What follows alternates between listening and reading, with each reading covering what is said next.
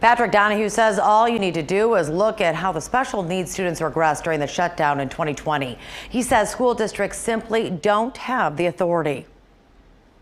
My shock is that a dad in Manhattan should not be having to be the one forcing the schools to reopen all over the country.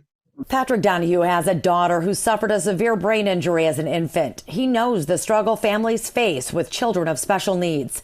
That's why he says he's doing everything in his power to stop Michigan schools and districts across the country from closing because of COVID. The school districts do not have the unilateral authority to close and move to remote learning for kids with special education IEPs.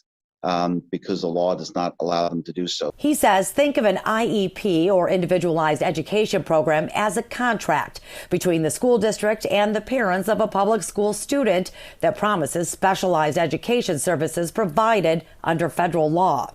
School districts that close and switch to remote learning break the contract and the law. They're the ones who actually should be going into court and asking the judge, can I alter these kids' IEPs and their programming, change their educational program without going through the procedural safeguards that are in place for these families.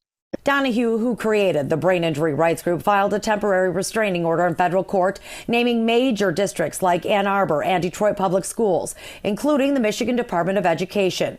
The group representing special ed students already has a class action lawsuit pending in court on the first shutdown in 2020, claiming it violated civil rights of the families and fraud since districts took millions in Medicaid and other federal dollars for low-income individuals and never used them. There is a tsunami of harms that's on its way that we're just starting to see the surface. Donahue points to how students, especially those with special needs, have regressed and suffered socially, emotionally, and academically. But several districts believe they may not have a choice. Omicron is spreading so quickly, schools don't have enough staff to teach the students. We also know that this Omicron variant is much milder. It's obviously very transmittable, but it's more attuned to a cold than it is to something even more severe. So the answer to your question is, what did the school districts do 2 years ago when they had a flu outbreak or a cold outbreak? They managed it. Now, Donahue was hoping for an immediate hearing on this, but we're told the school districts have until next week to respond in federal court. We did email the state's education department tonight, still waiting to hear back. Roop?